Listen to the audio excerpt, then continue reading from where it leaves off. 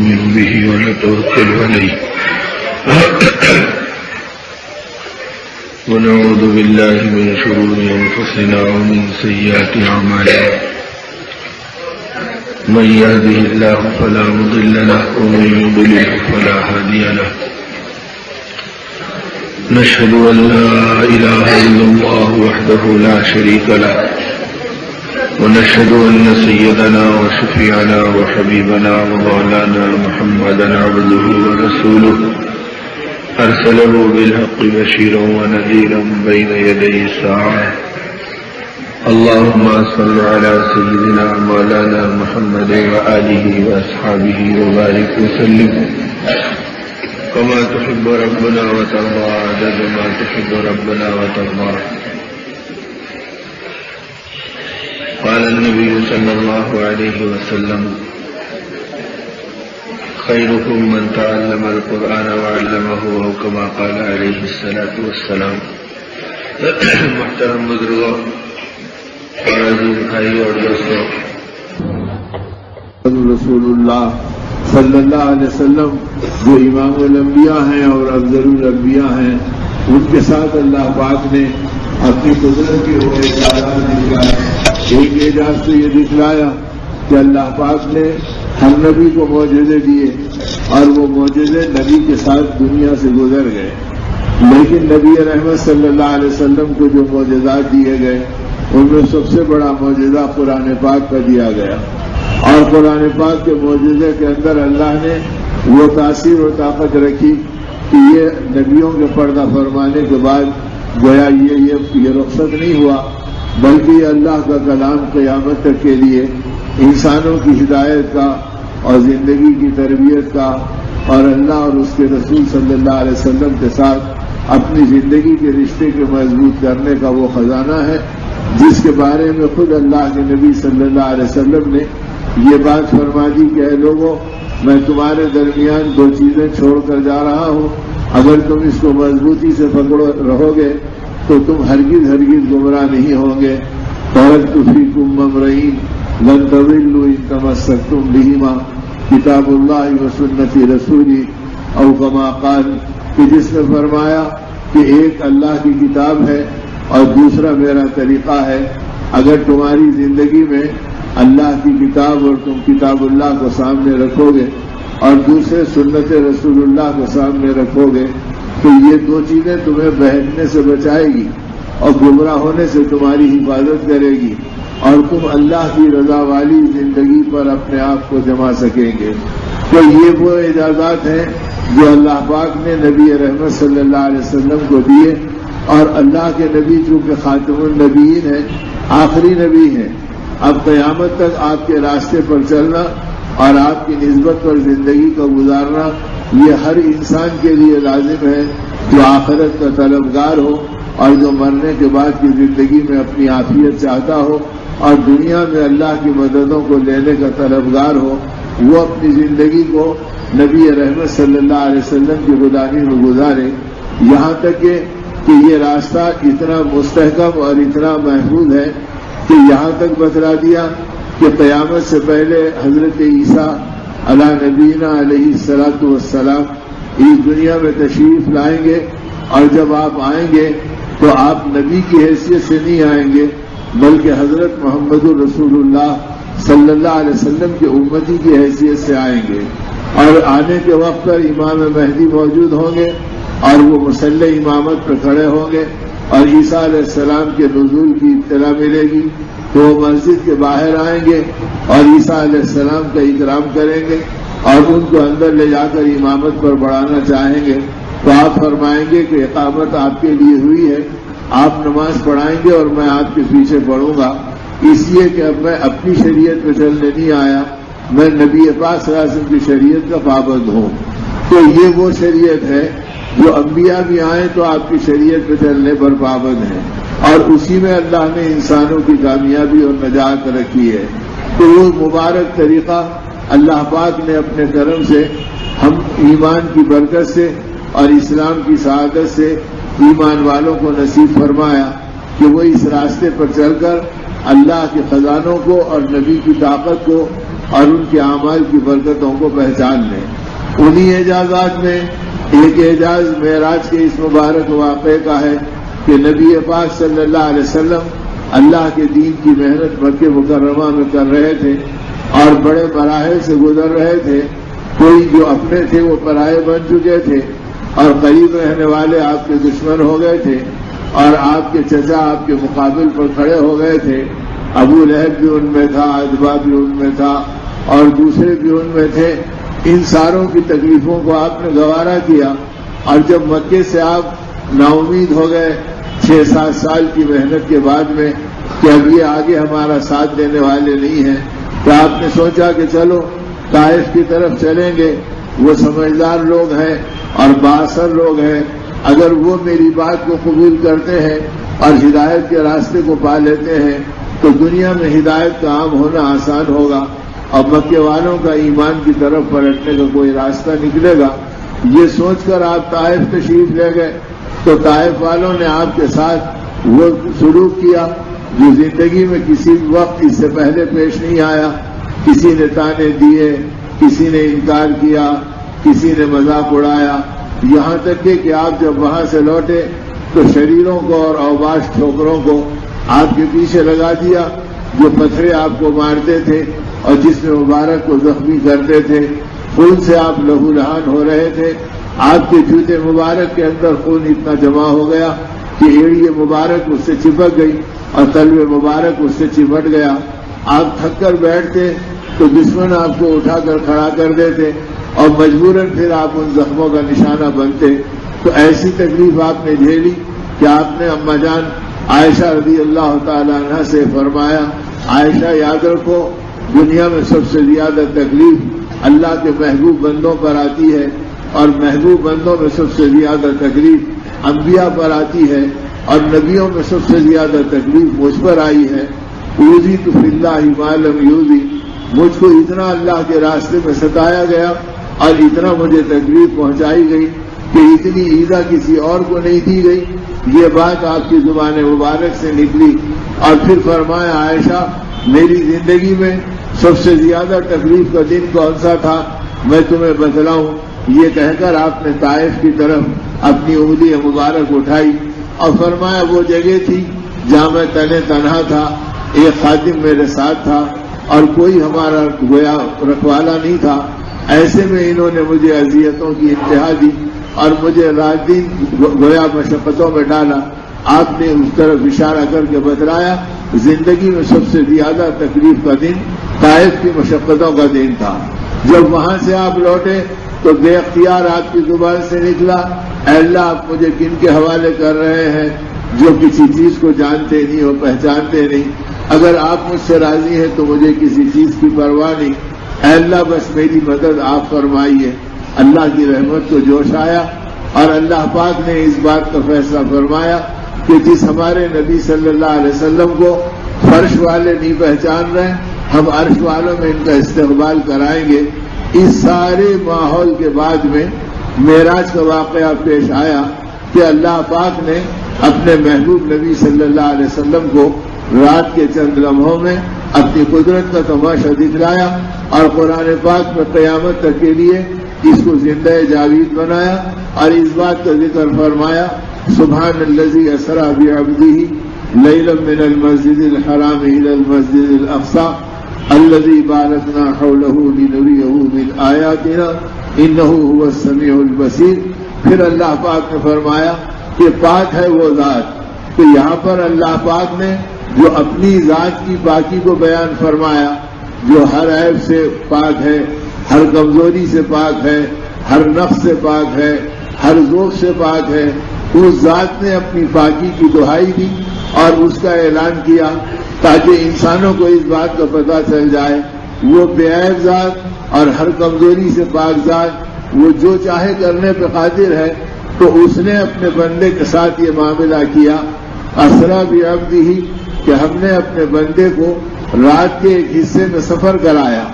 اور مسجد حرام سے مسجد اقصی پہنچایا۔ مسجد حرام سے مسجد اقصی کا فاصلہ لگ بھگ 2500 کلومیٹر سے زیادہ کا ہے، اور یہ فاصلہ اس زمانے کا جس زمانے میں ہوائی جہاز کا کوئی تصور نہیں تھا اور تیز رفتار گاڑیوں کا کوئی تصور نہیں تھا، سڑکیں کوئی ہمارے زمانے کی طرح نہیں تھی، پہاڑیوں سے گزرنا پڑتا تھا اور جنگل اور صحرا سے آدمی کو چلنا پڑتا تھا،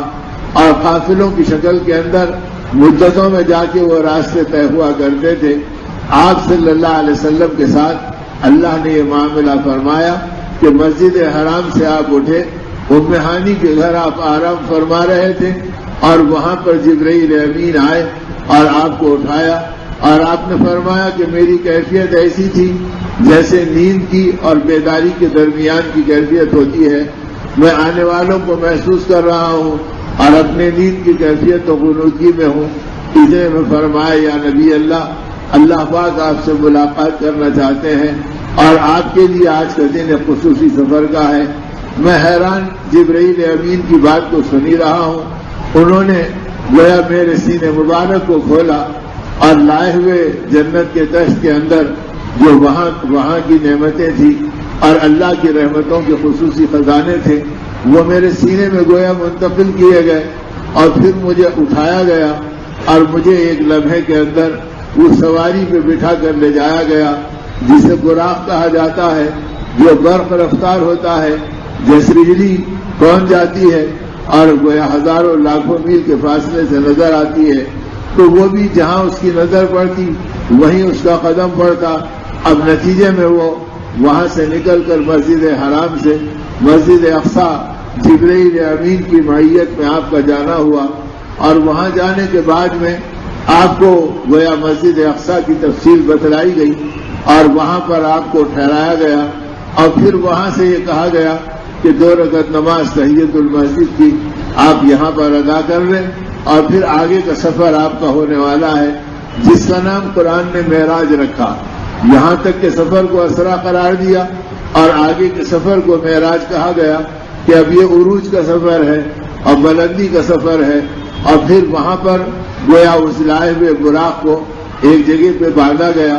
اور جس جگہ باندھا گیا وہاں پر صخرہ کے نام کا ایک پتھر،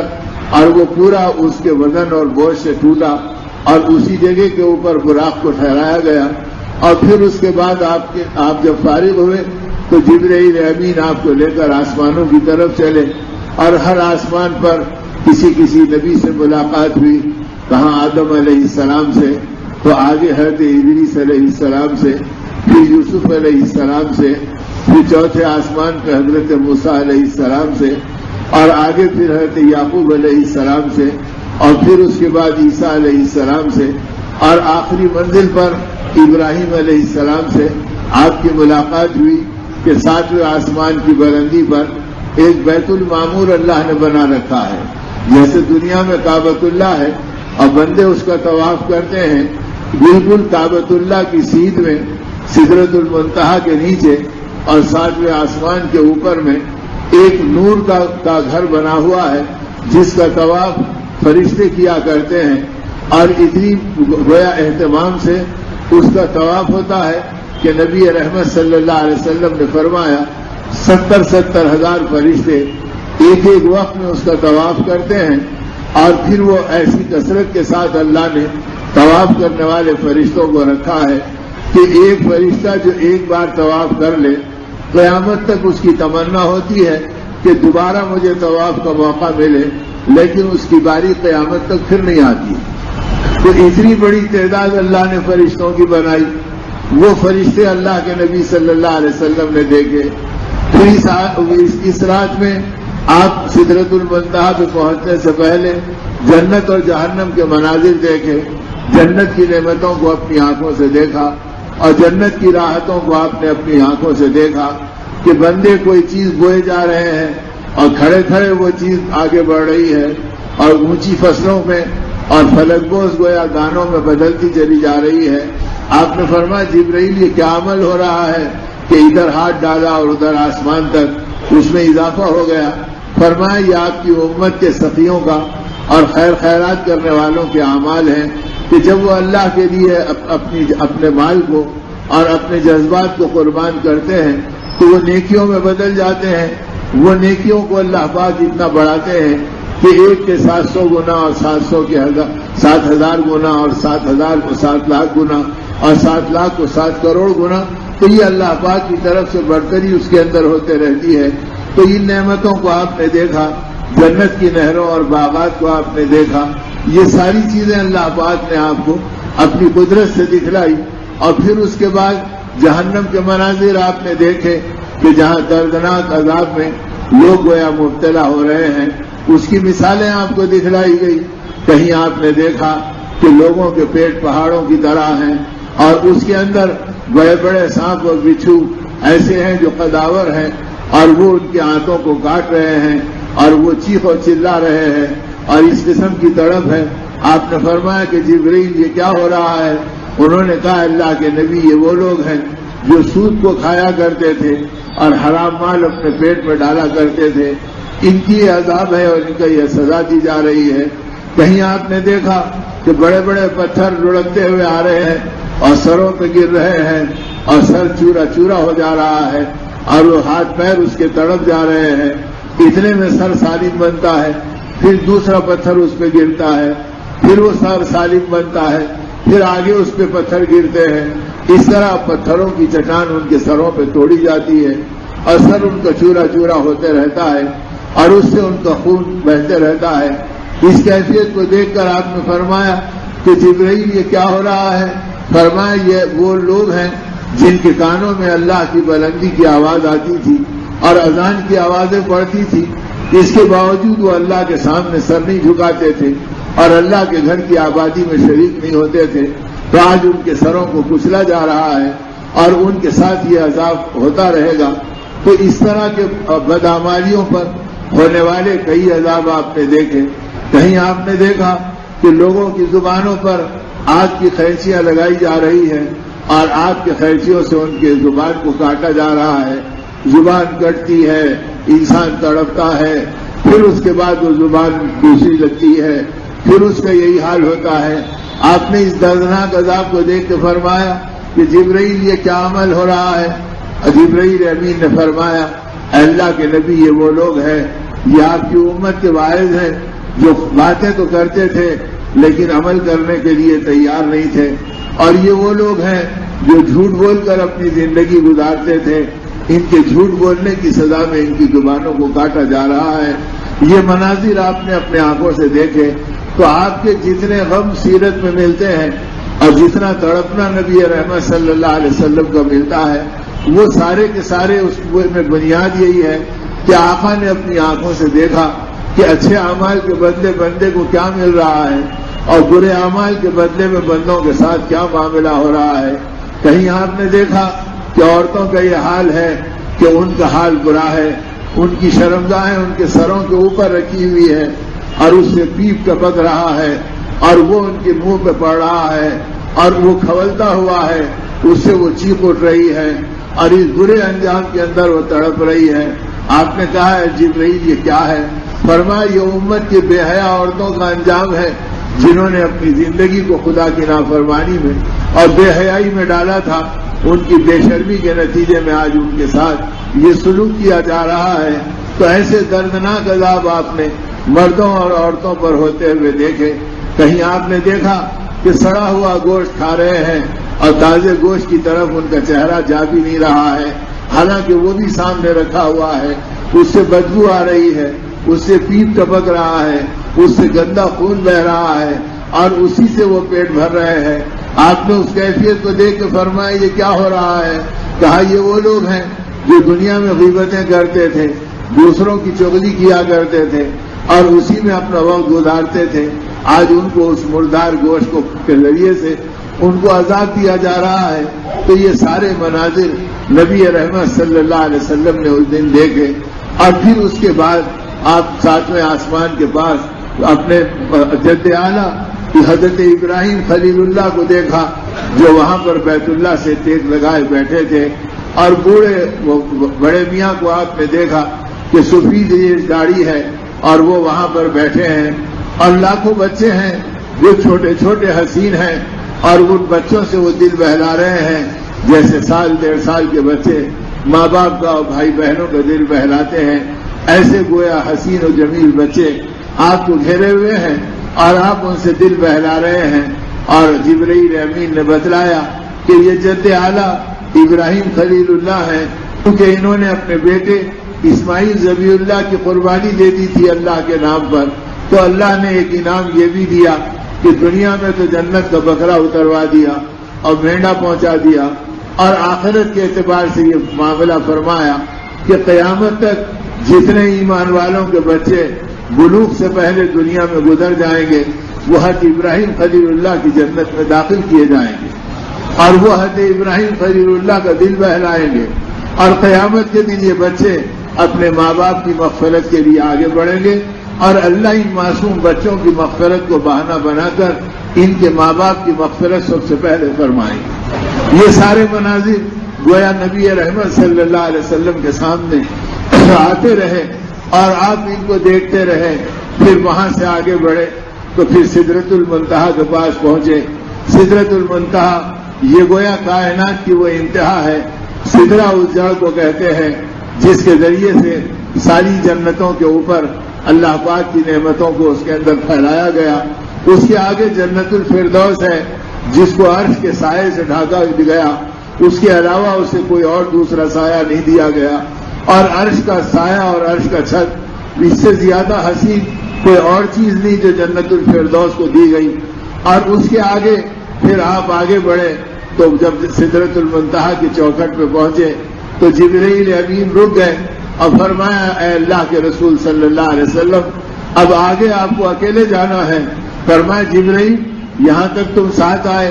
اور اب تم میرا ساتھ چھوڑ رہے ہو. تو فرمایا اے اللہ کے نبی یہ میری حد انتہا ہے، اگر اس کے آگے میں ایک قدم بھی ڈالوں گا تو اللہ کی تجلیات سے میرے سارے پر جل جائیں گے اور مجھ میں طاقت نہیں کہ میں آگے جاؤں. اور آج تک مخلوق میں کوئی اس کے آگے نہیں گیا. یہ صرف آپ کا مقام ہے کہ اللہ نے آپ کی مہمانی کا آج کے دن اعلان کیا اور یہاں سے آگے اب آپ جائیں گے اور آپ کا رب جو کرے گا وہ آپ ہی جانیں گے کہ آپ کے رب سے آپ کی کیسی ملاقات ہوگی اور کیسے پروردگار عالم آپ کے ساتھ عنایتیں کریں گے. اللہ کے نبی صلی اللہ علیہ وسلم فرماتے ہیں میں نے پوری نبوت کی زندگی میں 2 بار جبرائیل کو اصلی قد میں دیکھا. ایک پہلی بار جب کہ غار حرا میں وہ پہلی وحی لے کر آئے تھے اور مجھے اپنے گلے لگا کر بھیجتے تھے اور بار بار کہتے تھے اقرا اقرا اقرا، اور میں کہتا تھا کہ میں پڑھنا نہیں جانتا،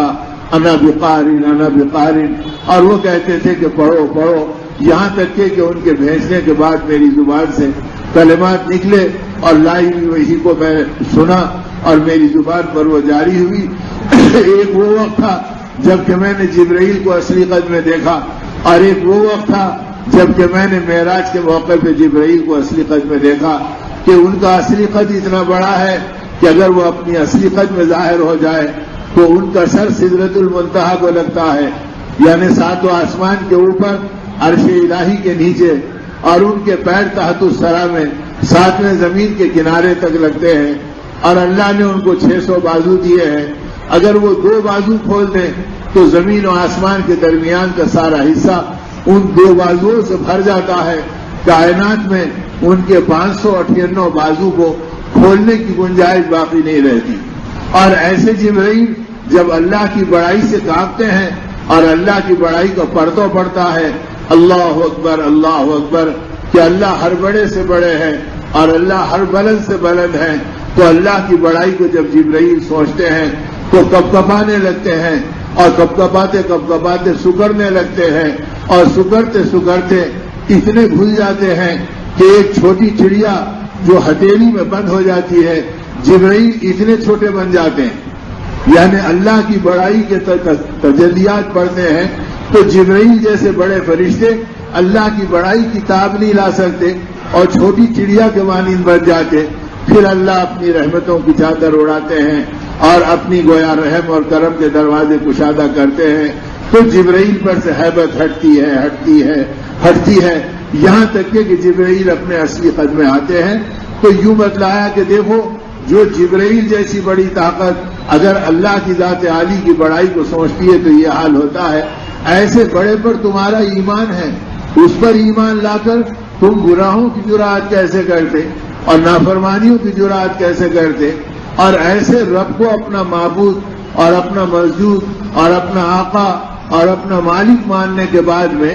ایسے رب سے تم اپنی نگاہوں کو پھیرتے کیسا اور کسی اور کو حاجت روا کیسے سمجھتے؟ لہذا ایمان والوں کو بتلایا گیا کہ اللہ کے علاوہ کسی کو اللہ کی ذات میں شریک مت کرو، نفع اور نقصان میں، عزت اور ذلت میں، کامیابی اور ناکامی میں، خوشی اور غم میں، صحت اور بیماری میں، موت اور حیات میں، یہ ساری چیزیں اکیلے ایک اللہ کے قبضے میں ہیں اور اللہ ہی کے اختیار میں ہیں۔ اسی لیے فرمایا کہ اللہ کے ہاں شرک کے علاوہ ہر گناہ کو معاف کیا جا سکتا ہے۔ معراج کے موقع پر جو انعامات ملے، جو تحفے ملے نبی رحمت صلی اللہ علیہ وسلم کو، اس کے اندر یہ چیزیں شامل ہیں کہ اب ایسے جبرائیل کو دیکھ کر تم پہچانو کہ تمہاری اپنی زندگی کا کیا حال ہے، تم اپنے رب کی بڑائی کو کتنا مانتے ہو اور تم اپنے رب کی قدرت پر کتنا یقین رکھتے ہو اور تم اپنے رب پر کے وعدوں پر کتنا اطمینان رکھتے ہو۔ یہ ایمان والوں کو جھنجھوڑنے کی رات ہے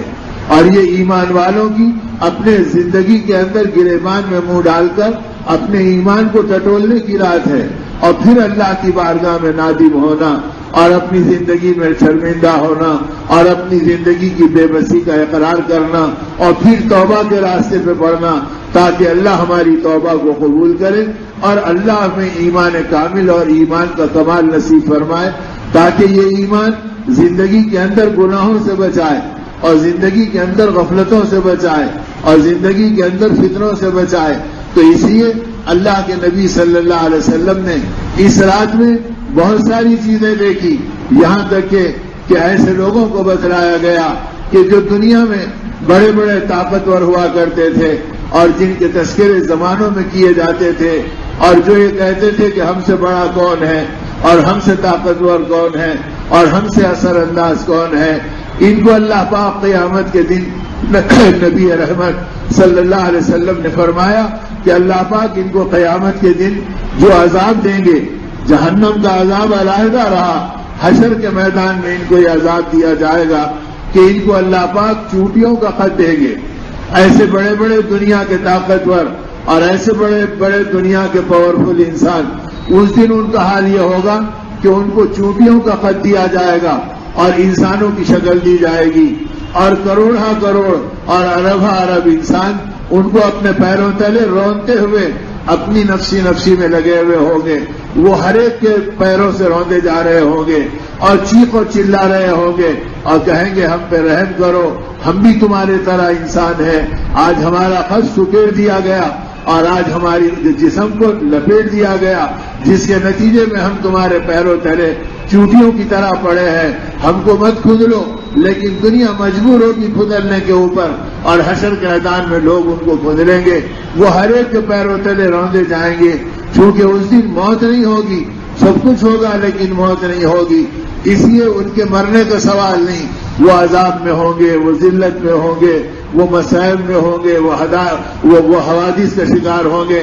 لیکن ان کو وہ موت آنے کا سوال نہیں ہوگا، وہ تڑپتے رہیں گے، اور جب وہ ان کی آواز انسانوں کی نکلے گی تو یہ کھدلنے والے اور کچلنے والے دیکھیں گے تو اللہ ان کو پہچانوائیں گے اور یہ ان کو پہچانیں گے، ارے تم ملک کے فلاں تھے اور تم علاقے کے فلاں تھے اور تم زمانے کے فلاں تھے اور آج تمہارا یہ حال ہو گیا، تو وہ کہیں گے ہاں دنیا میں ہم تکبر کرتے تھے، ہم اپنے آپ کو بڑا سمجھتے تھے اور ہم اپنی بات منوا سکیں گے سمجھتے تھے، اس کی سزا ہم کو یہ دی جا رہی ہے، اب آگے نہیں معلوم اور کی سزا میں ہم جہنم میں مبتلا کیے جائیں گے۔ تو یہ چیزیں بتلائی گئیں اور اللہ کے نبی صلی اللہ علیہ وسلم نے سمجھایا تاکہ امت کو پتہ چل جائے کہ اس بڑے پروردگار عالم کے بندے اور غلام ہونے کے ناطے اپنی زندگی کو ایسے بناؤ کہ اس زندگی کے اندر اللہ کی بندگی رہے، بندوں میں تواضع رہے، آپس میں محبت رہے، ایک دوسرے کا خیال کرنا رہے، یہ نہیں کہ آدمی اپنی زندگی کے اندر نماز بھی ہے، روزہ بھی ہے، زکوٰۃ بھی ہے، حج بھی ہے اور بیٹھ کر کوئی اور خیر کے کام کرنے کی توفیق بھی ہے۔ جب شیطان دیکھتا ہے کہ یہ اب ان اعمال کو نہیں چھوڑے گا تو ان اعمال کو وہ چھیڑتا بھی نہیں ہے، بلکہ وہ صرف آپس میں لڑانے کی فکر کرتا ہے اور آپس میں ایک دوسرے کو جھگڑے میں ڈالنے کی فکر کرتا ہے۔ اسی لیے حدیث پاک میں آتا ہے کہ شیطان جدے کے پانی پر اپنا سارا گویا دربار قائم کرتا ہے اور اپنے چیلوں سے اور اپنی ذریت سے پوچھتا ہے بتاؤ تم نے کیا کیا، تم نے کیا کیا؟ تو ہر ایک اپنے کیے کا ذکر کرتا ہے تو کہتا اچھا بیٹھ جاؤ، میں نے شراب پلایا بیٹھ جاؤ، میں نے جیب کٹوایا بیٹھ جاؤ، میں نے اس کو برائی کے اندر مبتلا کیا بیٹھ جاؤ۔ اب اس کے بعد ایک کہتا ہے میں نے 2 مسلمانوں کو آپس میں لڑا دیا اور میں نے میاں بیوی کو آپس میں اختلاف پیدا کرا دیا۔ جب یہ کہتا ہے تو شیطان اپنے تخت سے اترتا ہے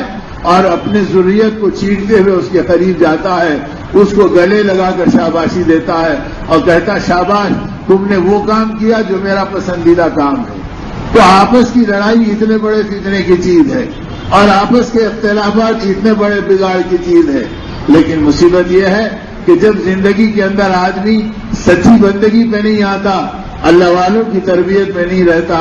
دین و ایمان کی محنتوں سے اپنی آخرت کے ماحول میں نہیں آتا اور اپنے مرنے کے بعد کے انجام کو سوچنے والی توفیق نہیں ملتی، تو اعمال اپنی طرف ہوتے رہتے ہیں، اختلاف اپنی طرف چلتا، عداوت اپنی طرف چلتی، جھگڑے اپنی طرف چلتے، نتیجے میں اس انسان پر یہ لعنت و پھٹکار آتی ہے کہ اس کی نظر لوگوں کے کیڑے چننے پہ لگ جاتی ہے اور یہ دوسروں کی خرابیوں کو جمع کرنے کے راستے پہ پڑ جاتا ہے، اور جب یہ دوسروں کے کیڑے چننے پہ لگتا ہے تو اس کی زندگی میں اتنے پورے کیڑے آ جاتے ہیں جتنے ایک ایک کی زندگی میں الگ الگ دیکھا۔ اب نتیجے میں اس کی زندگی خباثتوں کا شکار بن جاتی ہے، پھر اس کے اعمال اس کی اللہ کی نگاہ میں بے قیمت بن جاتے ہیں۔ حدیث پاک میں آتا جس کے دل میں عداوت ہو اور جس کے دل میں کینہ ہو اور جس کے دل میں حسد ہو، اب جب یہ اعمال کرتا ہے تو یہ اعمال اس کے سر سے ایک بالش اوپر نہیں جاتے کہ پھینک دیے جاتے، یہ دعا کرتا ہے، دعائیں معلق لٹکتی رہتی ہیں اور اللہ فرماتے ہیں فرشتوں ان دعاؤں کو ایسی رہنے دو، آسمان پہ مت آنے دو، جب تک یہ آپس میں مل نہیں لیں گے اور ان کے دل پاک نہیں ہو جائیں گے اس وقت تک کہ اس کی دعائیں آسمان پہ بھی نہیں آ سکتی۔ اس لیے نبی رحمت صلی اللہ علیہ وسلم نے امت کو ایسے بنایا تھا کہ امت ایک دوسرے کی غمخوار ہو اور ایک دوسرے کی دلدار ہو اور ایک دوسرے کی ضرورتوں میں کام آنے والی ہو۔ اگر 10,000 امتی ہیں اور ایک امتی پریشان ہے تو 9,999 اس ایک کے لیے غمخوار ہوتے تھے اور اس ایک کی مدد کرنے کے لیے فکر مند ہوتے تھے اور اس ایک کی حفاظت کے لیے اپنی جان کی بازی لگاتے تھے۔ تو ایک ایک امتی کی حفاظت کرنا ساری امت کا کام تھا اور ساری امت کی حفاظت کرنا ہر امتی کا کام تھا، لیکن آج یہ رخ زندگی سے دور ہو گیا تو نتیجے میں مسجدیں بھر رہی ہیں، حج کو جانے والے لاکھوں مل رہے ہیں، روزے رکھنے والوں کی کثیر تعداد ہم اپنی آنکھوں سے دیکھ رہے ہیں، لیکن ہمارے آپس کے اختلافات، کوئی خاندان شاذ و نادر مل جائے گا جس کے اندر دل پاک ہو، ورنہ بھائی کا بھائی سے اختلاف ہے تو بھائی کا بہن سے اختلاف ہے تو کہیں ماں باپ سے اولاد کا اختلاف ہے۔ اب یہ ایسے برائیاں ہیں جو آدمی کی بڑی بڑی نیکیوں کو بھوسا بنا کر رکھ دیتی ہیں اور ان کی بڑی بڑی دعاؤں کو بے قیمت بنا کر رکھ دیتی ہیں۔ تو یہ معراج کے موقع پر امت کا عروج بتلایا گیا کہ امت کا عروج اس میں ہے کہ یہ امت اپنے ان صفات پر آئے جن کو نبی پاک صلی اللہ علیہ وسلم نے بتلایا اور صحابہ کرام کی زندگی میں دکھلایا اور اہل اللہ کا نمونہ قیامت تک کے لیے قائم فرمایا۔ یہ امت اس نہج پر اپنے آپ کو چلانے والی بنے اور ان فکروں پر اپنے آپ کو جمانے والی بنے۔ ابراہیم ابن ادھم رحمۃ اللہ علیہ مشہور اولیاء اللہ میں سے ہیں، راستے سے جا رہے تھے اور جانے لگے تو لوگوں نے تانے دیا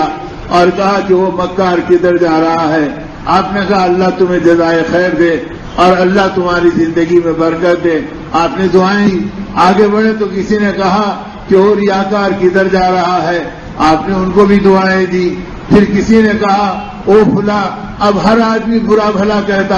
اور آپ اس کو دعا دیتے چلے جاتے، یہاں تک کہ جب منزل پہ پہنچے تو شاگردوں نے کہا حضرت عجیب بات ہے، لوگ آپ کو گالیاں دیتے چلے گئے اور آپ ان کو دعائیں دیتے چلے گئے۔ تو آپ نے فرمایا بیٹا بات دراصل یہ ہے، فائدے کی بات ہے، جس کے پاس جو ہوتا ہے وہ خرچ کرتا ہے۔ ان کے پاس گالیاں تھی، انہوں نے گالیاں خرچ کی اور ہمارے پاس دعا تھی، ہم نے دعا خرچ کی۔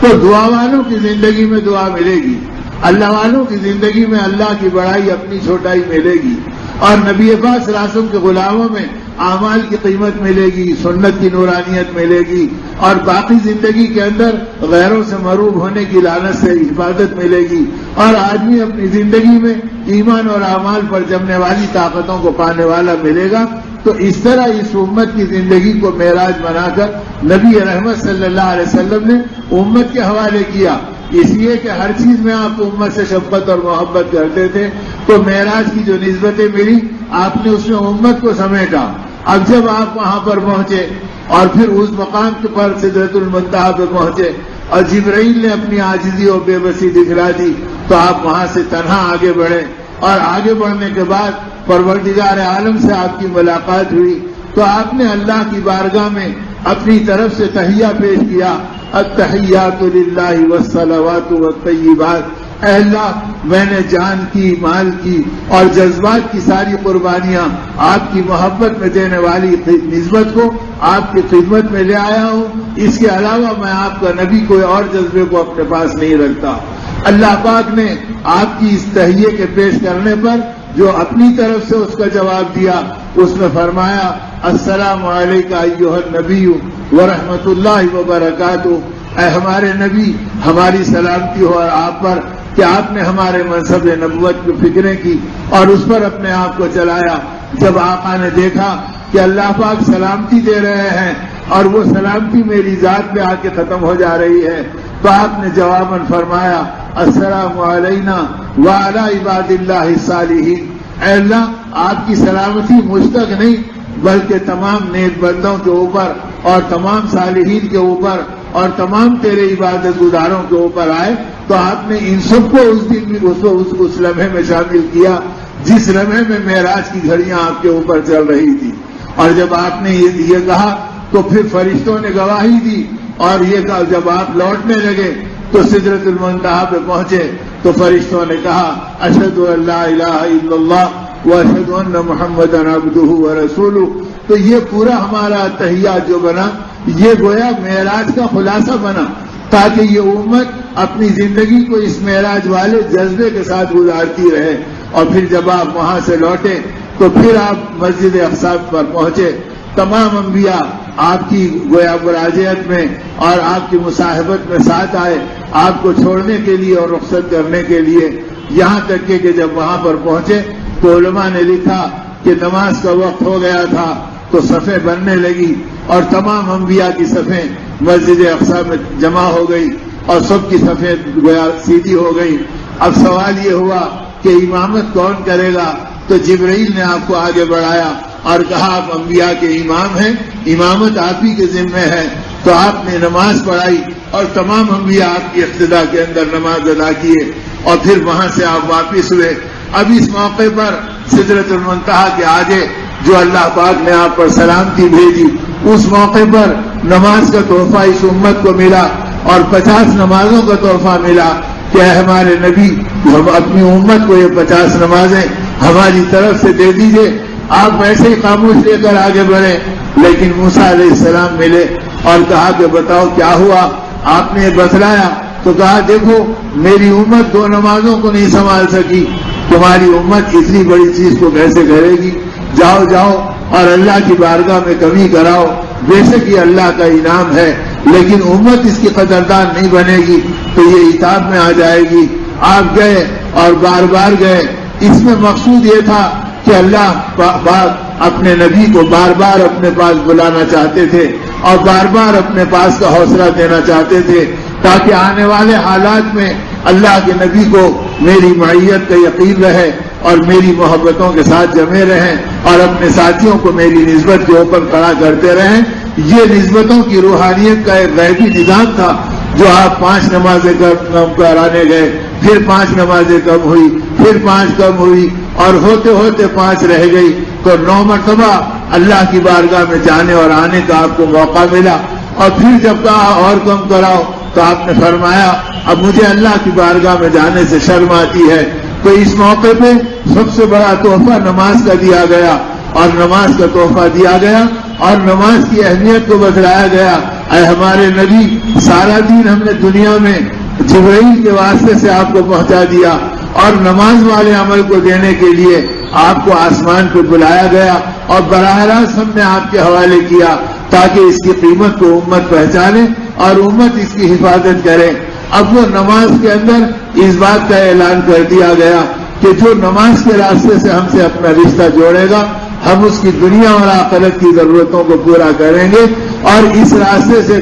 زندگی گزاریں گے۔ اب اس کی تاکید قدم قدم پر قرآن پاک میں کی گئی۔ علماء نے لکھا کہ 702 جگہ سے زیادہ قرآن پاک میں نماز کی تاکید کی گئی اور مختلف انداز میں کی گئی۔ اللہ کے نبی ہیں اور اللہ پاک فرما رہے ہیں وَأْمُرْ أَهْلَكَ بِالصَّلَاةِ وَاصْطَبِرْ عَلَيْهَا لَا نَسْأَلُكَ رِزْقًا نَحْنُ نَرْزُقُكَ وَالْعَاقِبَةُ لِلتَّقْوَىٰ۔ اللہ پاک نبی رحمت صلی اللہ علیہ وسلم سے براہ راست فرما رہے ہیں اے ہمارے نبی صلی اللہ علیہ وسلم آپ اپنے گھر والوں کو نماز کا حکم کیجئے۔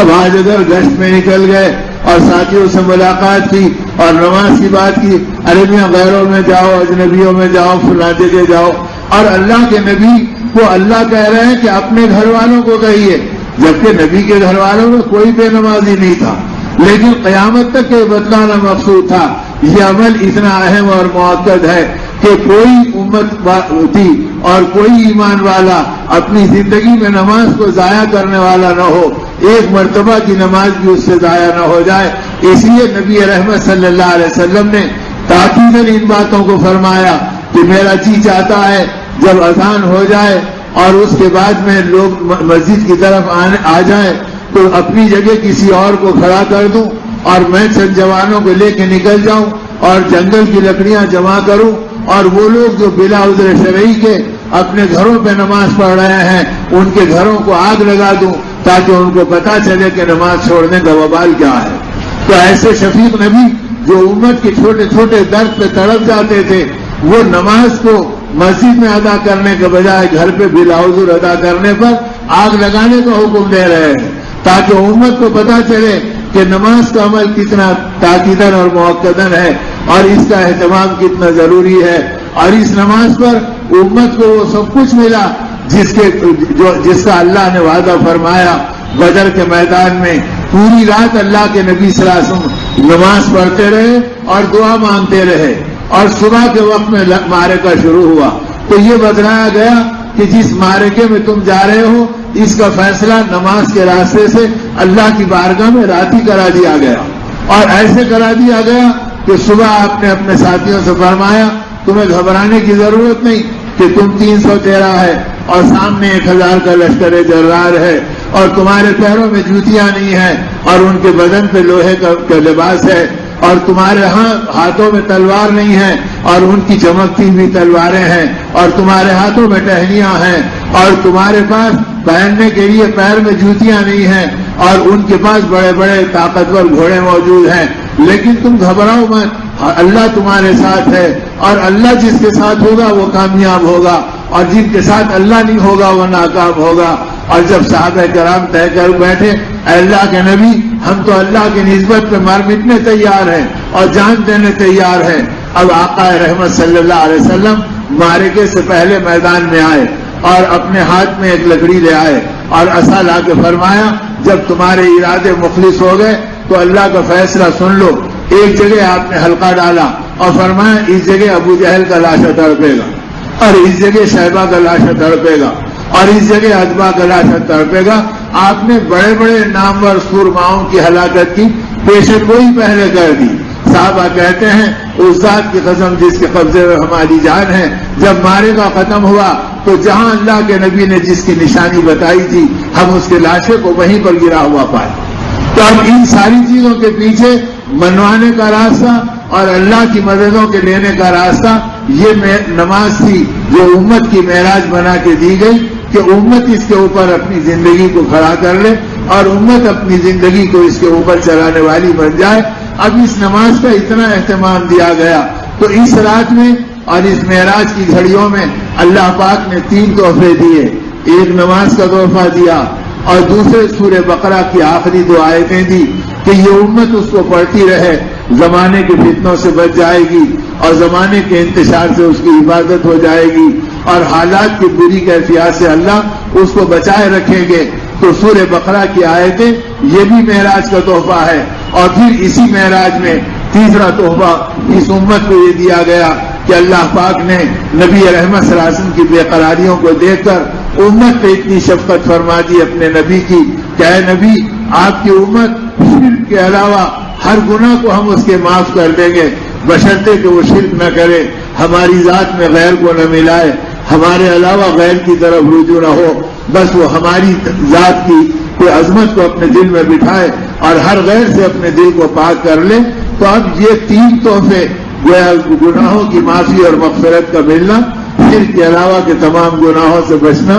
سورہ بقرہ کی آیتوں کا اہتمام کرنا اور پانچوں نمازوں کا اہتمام, یہ تین تحفے اس رات کی برکتیں بنا کر دی گئی. اب اگر امت ان کی حفاظت کرے گی اور امت اس پر چلے گی تو اس کی طاقتیں اپنے اپنے وقت پر نظر آئیں گی. اب نبی پاک صلی اللہ علیہ وسلم وہاں سے پلٹے اور پھر اس کے بعد میں آپ نے امامت انبیاء علیہ السلام کی اور پھر آپ کو لا کر جبرائیل امین نے ام ہانی کے گھر چھوڑا. تو آپ فرماتے ہیں جب چلتے وقت میں بستر سے اٹھا تھا تو بستر میں جو گرمی لگی ہوئی تھی وہ گرمی ویسی برقرار تھی. میں نے جو دروازہ کھولا تھا تو زنجیری جو ہل رہی تھی ابھی زنجیری رکی نہیں تھی کہ اتنی دیر میں واپس آ گیا. اب یہ باتیں عقل کو حیران کر رہی تھی. یا اللہ یہاں سے 2,500 کلومیٹر کا سفر اور پھر اس کے بعد واپس آنا گویا 4,500-5,000 کلومیٹر کا سفر تو یہ زمین پر ہی ہوا اور پھر ہزاروں اور لاکھوں میل کے سفر آسمانوں کے, یہ سارے آپ نے کیے اور اللہ کی قدرت کی ان نشانیوں کو دیکھا اور ساری نشانیوں کا تذکرہ قرآن پاک میں اللہ نے بتلایا کہ ہم نے یہ ساری نشانیاں آپ کو دکھلائیں اور آپ نے ان سب کو دیکھا اور دیکھنے کے بعد آئے اور پھر آئے تو اتنے کم وقت میں آئے کہ رات کیا ڈھلتی بلکہ بستر کی گرمی ختم نہیں ہوئی, زنجیری کا ہلنا نہیں رکا اور اتنی دیر میں آ گئے. جب آپ نے یہ بات ام ہانی رضی اللہ تعالی عنہ سے فرمایا تو آپ نے فرمایا یا نبی اللہ یہ بات آپ لوگوں کے درمیان مت کہیے ورنہ لوگ آپ کا اور مذاق اڑائیں گے اور لوگ اور آپ کی مخالفت کریں گے. لیکن آپ اللہ کے نبی ہیں اور نبی اپنی بات کو چھپا نہیں سکتا.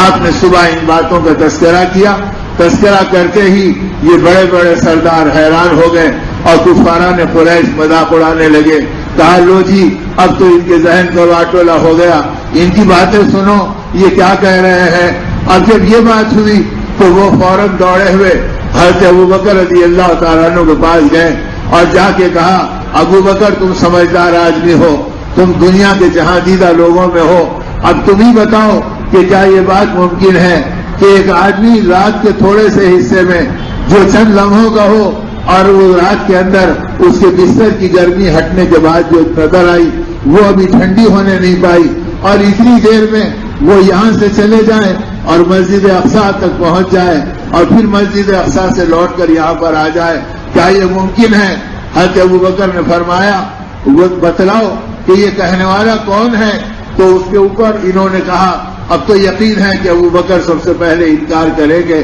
اور پورا مکہ پلٹ جائے گا اور کوئی اب ان کا چاہنے والا باقی نہیں رہے گا. تو دھڑلے سے کفاران قریش کے سرداروں نے کہا وہی یہ صاحب ہیں جن کو تم اپنا نبی مانتے ہو. یہ کہتے ہیں تو ابوبکر نے فرمایا اگر وہ کہتے ہیں تو میں ایمان لایا اس پر کہ وہ سچ کہتے ہیں, یقیناً ایسا ہوا. اب یہ حیران ہو گئے, کہا ابوبکر کیا کہہ رہے ہیں؟ کہا کہ ہم اس سے بڑی بڑی باتوں پر بن دیکھے ایمان لا لیے, ان کے کہنے پر اللہ کی ذات پر ایمان لائے, جنت و جہنم پہ ایمان لائے, مرنے کے بعد کی زندگی پہ ایمان لائے, اب یہ ساری چیزوں پہ ایمان لائے. وہ اللہ اگر یہ اپنے نبی کو ساتھ یہ معاملہ کرتا ہے تو اللہ کی قدرت سے کیا بعید ہے. اللہ تو اللہ ہے, اللہ کے لیے کوئی چیز ناممکن نہیں ہے. اگر ایک اونٹ کی شکل میں ہو اور ایک سوئی کی شکل میں ہو, سوئی کا ناکا بڑا نہ ہو, اونٹ پتلا نہ ہو اور اللہ سوئی کے ناکے سے اونٹ کو نکال دیں, اللہ اکبر, اللہ اس پہ قدرت رکھتے ہیں. اللہ کی قدرت سے کوئی چیز بعید نہیں ہے. اس لیے کہ ہمارے دماغ محدود, ہماری سوچ محدود, اللہ کی قدرت لامحدود, اللہ کے خزانے لامحدود, اللہ کی طاقت لامحدود. تو یہ محدود کھوپڑی میں لامحدود چیزیں نہیں آ سکتی. اس لیے ایمان بالغیب کا ہم سے مطالبہ کیا گیا کہ ہدی للمتقین، کہ یہ کتاب ہدایت کی کتاب ہے، اور کن کے لیے؟ متقیوں کے لیے ہدایت ہے، ہر کس و ناکس اہل غیرے کے لیے ہدایت نہیں ہے، ہدایت ان کے لیے ہے جو اللہ سے ڈرنے والے ہیں، تو یہ اللہ کا کلام ان کے لیے ہدایت ہے۔ اور اللہ سے ڈرنے والوں کی پہچان کیا ہے؟ ہر ایک کہتا کہ ہم اللہ سے ڈرتے ہیں، تو اللہ ہی نے آگے فرما دیا الذین یؤمنون بالغیب ویقیمون الصلاۃ ومما رزقناہم ینفقون۔ 3 علامتیں بتلا دی۔ پہلی علامت یہ بتائی کہ وہ غیب پہ ایمان لاتے ہیں، وہ جیب پہ ایمان نہیں لاتے، وہ ظاہر کی طاقتوں پہ ایمان نہیں لاتے، وہ شکلوں پہ ایمان نہیں لاتے، بلکہ وہ ایمان اللہ کی قدرت پہ لاتے ہیں اور اللہ کی ذات پہ لاتے ہیں، اور ان کا ایمان کامل ہوتا ہے بڑی بڑی نامساعد حالات میں، ناگواریوں میں، چونکہ ہم اللہ پر ایمان لائے لہذا اللہ کی مرضی کے ہم پابند ہیں۔ اب اللہ کی مرضی، اللہ ہمیں زندہ رکھے یا اللہ ہمیں مردہ کر دے، اللہ چاہے ہمیں صحت سے رکھے چاہے بیمار ڈال دے، ہم ہر حال میں اللہ کی مان کر چلیں گے اور اللہ کو پہچان کر چلیں گے۔ اور سیدنا بلال کو آگ کے فرشوں پہ لٹایا گیا، سینوں کے اوپر پتھروں کی چٹانیں رکھی گئی، کوڑے الٹا لٹکا کر لگائے گئے، آگ کی دھنی دی گئی، لیکن ایک ہی بات تھی، اللہ سے ہوتا اللہ کے غیر سے نہیں ہوتا۔ اب جب یہ بات تھی تو ابو جہل تھک گیا سزا دیتے دیتے اور الٹا لٹکاتے لٹکاتے، آخر اس نے کہا کہ ان کے ہاتھ کے رسیوں کو کھولو اور پیر کی ڈوریوں کو ڈھیلا کرو اور میرے سامنے لا کے بلال کو کھڑا کرو، اور کہا بلال صاف صاف بتا، اگر تیرے دماغ میں کوئی فطور آ گیا اور کوئی بگاڑ آ گیا تو ہمیں بتلا دے، ہم تجھے معاف کر دیں گے اور تیرا علاج کرائیں گے۔ یہ کیا بات ہے؟ ہم مار رہے ہیں تو کہتا ہمارے سے کچھ نہیں ہوتا، ہم الٹا لٹکا رہے ہیں تو کہتا ہمارے سے کچھ نہیں ہوتا، اور ہم تیرے سینے پہ پتھر کی چٹان رکھ رہے ہیں تو کہتا کہ اللہ سے ہوتا ہمارے سے نہیں ہوتا۔ تو آخر یہ ضد تیری کیا ہے؟ جب یہ کہا تو ایسے میں جبکہ موت چمک رہی ہے، تنے تنہا ہے، کوئی قریب کا سہارا نہیں ہے، حضرت بلال نے اس وقت فرمایا اے ابو جہل، میں پاگل نہیں ہو گیا، پاگل تو تو ہو گیا ہے کہ تو دھوکے میں پڑا ہے۔ سن لے، میرا اللہ میرے ایمان کا امتحان لے رہا ہے کہ اس حالت میں بھی میں اللہ کو پہچانتا ہوں یا نہیں پہچانتا ہوں۔ اگر اللہ کو امتحان لینا مقصود نہ ہوتا تو تیرے ہاتھ کی کیا حیثیت جو میرے قریب آتا، اور تیرے منصوبوں کی کیا حیثیت جو میرے قریب آتے۔ اس سے پہلے خدا تجھے پاگل بنا کر ختم کر دیتے۔ میں اب بھی کہتا ہوں اللہ سے ہوتا تجھ سے کچھ بھی نہیں ہوتا۔ تو جب ایمان بنا تھا تو ایمان کی معراج یہ تھی جو حضرت سیدنا بلال کی زندگی میں نظر آئی، اور ایمان کی معراج وہ تھی جو صدیق اکبر رضی اللہ تعالیٰ عنہ کی زندگی میں نظر آئی، جب آپ نے یہ گواہی دی کہ بے شک اللہ کے نبی کا جو کچھ معراج کا واقعہ سنا رہے یہ یقیناً آپ کے ساتھ ہوا ہے۔ تو اسی پر بارگاہ نبوت سے آپ کو صدیق کا لقب ملا کہ بے شک یہ میرا صدیق ہے جس نے میرے اس معراج کے واقعے کی صداقت کی گواہی دی اور سب سے پہلے اس پر لبیک کہا۔ تو میرے بھائیوں اور میرے بزرگوں، یہ ایمان ہر مومن کا بننا ضروری ہے کہ ہر حال میں اپنے نبی کی ماننا اور نبی کی بات پر جمنا اور نبی کی منشا کو پہچاننا اور نبی کی مرضی پر اپنی زندگی کو جمانا۔ اب صحابہ کرام اس ایمان پر چھوٹے بڑے سب الحمدللہ آ گئے،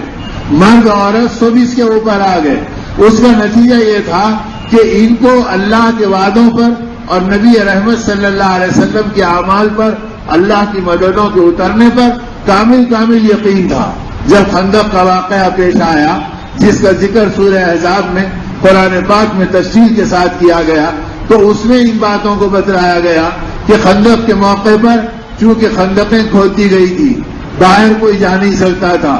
جو کچھ تھا سامان غذا وہ دیکھتے دیکھتے سامان رسد ختم ہو گیا۔ اب بچے بڑے سب فاقوں میں اور بھوک میں آ گئے۔ خندق کھودنے والے پیٹ پہ پتھر باندھ لیے، اب پیٹ پہ پتھر باندھ کے خندق کھود رہے ہیں، اور ایک خندق کا حال یہ ہو گیا کہ وہ جب توڑنے گئے تو وہاں پر اس کے اندر سے چٹان پتھر کی نکلی۔ اب صحابہ بے حال ہو گئے، اللہ کے نبی صلی اللہ علیہ وسلم کی خدمت میں آئے اور کہا یا نبی اللہ، آپ دیکھ لیجئے ہمارے پیٹ پہ پتھر بندھا ہوا ہے اور ہم کھود رہے ہیں فاقوں کے عالم میں، لیکن یہ چٹان نکل گئی، اب پتھر کو توڑنا ہمارے بس کا نہیں ہے۔ تو صحابہ کہتے ہیں اللہ کے رسول صلی اللہ علیہ وسلم مسکرا کے دیکھے اور فرمایا سنو، نہ نبی بخیل ہوتا ہے، نہ نبی بزدل ہوتا ہے۔ تم ایک پتھر بتا رہے ہیں، اپنا کپڑا ہٹا کے بتایا، تمہارے نبی کے پیٹ پہ 2 پتھر بندھے ہوئے ہیں، لیکن چلو مجھے لے چلو، اور اللہ نے مجھے بزدل نہیں بنایا، میں اس چٹان کو انشاءاللہ توڑوں گا۔ یہ کہہ کر وہاں پر گئے اور اس چٹان کو اپنے ہاتھ میں کدال لی اور لے کے کدال چلائی تو وہ چورا چورا ہو گئی اور وہ ٹوٹ گئی اور اس میں سے چنگاریاں نکلی، تو چنگاریوں کو دیکھ کر آپ مسکرانے لگے۔ صحابہ نے فرمایا یا نبی اللہ آپ ہنس رہے ہیں اور خوشی کا اظہار کر رہے ہیں؟ فرمایا اللہ نے ساری دنیا کو سمیٹ دیا اور اس روشنی کے اندر میں دیکھ رہا ہوں کہ ایران کی طاقت تمہارے قدموں میں گر رہی ہے، روم تمہارے پیروں کے نیچے گویا لوٹ رہا ہے اور بڑے بڑے فارس کے خزانے تمہارے ٹھوکروں میں پڑے ہیں، یہ چیز میں اس روشنی کے اندر دیکھ رہا ہوں۔ تو صحابہ نے اللہ اکبر کا نعرہ لگایا اور کہا بے شک یہ ہو کر رہے گا۔ حالات تو یہ بتا رہے کہ کھانے کو نہیں مل رہا، پیٹ پہ پتھر بندھے ہیں، دشمن گھیرا ڈالا ہوا ہے، مدینے کی خیر نہیں ہے، لیکن اللہ کے وعدے پر اور نبی کی بشارت پر اور خوشخبری پر یہ ایمان بنا تھا کہ صحابہ کے چہرے تازے ہو گئے۔ انہی میں حضرت جابر رضی اللہ تعالیٰ عنہ نے جب اللہ کے نبی کے پیٹ پہ 2 پتھر دیکھے تو قریب کے مقام پہ آپ کا گھر تھا، آپ دوڑے میں گھر گئے اور جا کر اپنی بیوی سے کہا اللہ میرے اور تیرے حال پہ رحم کرے، تجھے پتا بھی ہے کہ اللہ کے نبی کی سال میں گزر رہے ہیں اور ہمارے گھر میں بکری کا بچہ ہے رکھا ہوا ہے اور چند مٹھی آٹا ہے، میں جلدی سے اسے ذبح کر دیتا ہوں، تو ایک چھوٹی سی ہنڈیا میں اس کا گوشت پکا دے اور میں اللہ کے نبی کو لے آتا ہوں۔ اللہ کے نبی اکیلے تو نہیں آئیں گے، 1-2 ساتھیوں کو لانے کے لیے کہتا ہوں تاکہ اللہ کے نبی اور ساتھی 2-2 لقمے کھا لیں۔ تو یہ کہہ کر بکری کے بچے کو ذبح کیا اور رسول اللہ صلی اللہ علیہ وسلم کی خدمت میں گئے اور جا کے کہا کان میں چپکے سے اے اللہ کے نبی بکری کا ایک بچہ میرے گھر موجود تھا، میں نے ابھی اسے ذبح کر دیا ہے اور 1 لوٹے کے برابر اس کا گوشت نکلا ہے، اس ہنڈیا میں اسے چڑھا دیا ہے اور بیوی کو کہہ دیا ہے کہ آٹے میں پانی ڈال دے اور روٹی ڈالنا، اور میں آپ سے کہہ رہا ہوں گھر چلیے اور 2 لقمے کھا لیجئے، اور اگر آپ کو 1 ساتھیوں کو لینا چاہیں تو لے لیجئے۔ تو نبی پاک صلی اللہ علیہ وسلم نے جب یہ سنا تو سر اٹھا کے سارے مجمع سے پورے لشکر سے یہ کہا اے لوگوں تم اب تک فاقوں میں بے چین تھے، آؤ آؤ اللہ نے جابر کے گھر تمہاری دعوت کر رکھی ہے۔ اب ہر جابر کہتے ہیں میرے پیروں تلے زمین سرک گئی۔ اب یہ ہزاروں کا مجمع ہے اور اللہ کے نبی نے سب کے درمیان اعلان فرما دیا ہے، اور جب آپ آگے بڑھے اور صحابہ پیچھے چلنے لگے تو میں دوڑا ہوا جانے لگا تو آپ نے مجھے آواز دی، کہا جابر ٹھہرو، اور کہا جا کے اپنی بیوی سے کہنا میرے آنے تک ہنڈیا مت اتارنا اور میرے آنے تک آٹا کو ویسے ہی رکھنا، میں آؤں گا اور پھر اس کے بعد میں روٹی ڈالنا شروع کرنا۔ چنانچہ آپ پہنچے اور حضرت جابر پہلے گئے اور جا کر اپنی بیوی سے کہا اللہ رحم کرے آج کیا ہونے والا ہے نہیں معلوم۔ بیوی نے کہا کیا بات ہے؟ کہا تو نے اور میں نے تو یہ کہا تھا کہ 1-2 کو لے کر اللہ کے نبی آ جائیں، اللہ کے نبی نے سارے لشکر میں اعلان کر دیا اور سبھی کو آنے کی دعوت دے دی، اب میں گھبرا رہا ہوں۔ تو بیوی کے پیشانی پہ شکر نہیں آئے، وہ بھی ایمان والی عورت تھی، اس نے اپنے شوہر حضرت جابر سے کہا یہ بتاؤ دعوت تم نے دی یا اللہ کے نبی نے دی؟ تو فرمایا دعوت اللہ کے نبی نے دی۔ فرمایا بے فکر ہو جاؤ، اللہ اپنے نبی کی دعوت کی لاج رکھیں گے اور اللہ اپنی غیبی قدرت دکھائیں گے۔ اب یہ ایمان بنا تھا، یہ ایمان کی معراج تھی جو عورتوں میں آئی تھی، یہ ایمان کی معراج تھی جو اس نازک موقع کے اوپر ان کو سنبھال رہی تھی۔ اللہ ہمارا محافظ ہے اور اللہ ہمارے ساتھ ہے۔ اب نبی رحمت صلی اللہ علیہ وسلم گئے اور گوشت کی ہنڈیا کے پاس بیٹھ گئے اور لعاب دہن نکالا اور اس پانی کے اندر ڈال دیا اور کہا کہ اس پانی سے تم آٹا ملا لو اور ملا کر اس کو گوندھ لو اور اس پہ کپڑا ڈھانک دینا، اب آٹے کو دیکھو مت، پیڑا لیتے جاؤ اور روٹی ڈالتے جاؤ۔ اب وہ پیڑے لیتے جا رہے اور گھر کی عورتیں روٹی ڈال رہی ہے اور ہنڈیا کے پاس آپ بیٹھ گئے۔ اب 10-12 آدمی گھر میں آتے، اس سے بڑے تو صحابہ کے گھر بھی نہیں تھے، چھوٹے چھوٹے گھر تھے، اور اللہ کے رسول صلی اللہ علیہ وسلم اپنے ہاتھوں سے گوشت نکالتے۔ اب صحابہ دیکھ رہے ہیں ہنڈیا چھوٹی سی ہے اور بڑے بڑے برتن گوشت سے بھر جا رہے ہیں، پھر ہنڈیا میں جتنا گوشت ہے اتنا جیسے کا ویسا رہ رہا ہے، اور آپ کہہ رہے ہیں کھاؤ، اللہ نے تمہارے لیے غیب سے انتظام کیا ہے، تم کئی وقت کے فاقہ زدہ ہے اور کھاؤ۔ اور کھاؤ اور کھاؤ، یہاں تک کہ صحابہ نے کہا اے اللہ کے نبی اب حلق تک آ گیا، کھانے کی گنجائش نہیں، فرمایا جاؤ آرام کرو اور اپنی سرحد پہ پہنچ جاؤ اور دوسروں کو بھیجو۔ اب دن اور رات لوگ آ رہے ہیں کھا رہے ہیں اور برابر کھانا چل رہا ہے۔ اب اس طرح سارا لشکر کھایا اور سارے لوگ کھائے، اور جب سب کھا پی کر چلے گئے تو ہڈیاں جیسی کی ویسی اور آٹا جیسے کا ویسا، اور حضرت جابر کی بیوی نے کہا یا نبی اللہ آٹے میں بھی کمی محسوس نہیں ہو رہی ہے اور گوشت بھی ہڈیا میں دکھ رہا ہے۔ آپ نے فرمایا جابر کی بیوی بخالت مت کرو، بلکہ برتن گوشت سے بھر بھر کر اور روٹیوں کا ڈھیر بازو لگا لگا کر مدینے کے ہر گھر میں بھیج دے، ہر گھر فاقہ زدہ ہے، اللہ تیرے گھر پہ اپنی رحمت برسا رہے ہیں اور تیرے واسطے سے پورے مدینے کو کھلا رہے ہیں۔ اب وہ کہتی میں پورے مدینے کے اندر اس گوشت کو اور ان کو تقسیم کرتی رہی۔ تو اللہ بتلا رہے ہیں کہ توکل کی معراج یہ ہے کہ اگر تم ہم پر اور ہمارے نبی پر اطمینان کرو گے تو ہم اپنے خزانے تم پر اونڈے لیں گے اور ہماری مدد تمہارے ساتھ آئے گی۔ اب چونکہ اللہ پہ بھروسہ گھڑ گیا تو روٹی روزی میں ہماری نظریں خدا کے غیر پہ پڑ رہی ہے اور غیروں کی طرف نظریں جا رہی ہے، مخلوق سے مروب ہو رہے ہیں، دنیا میں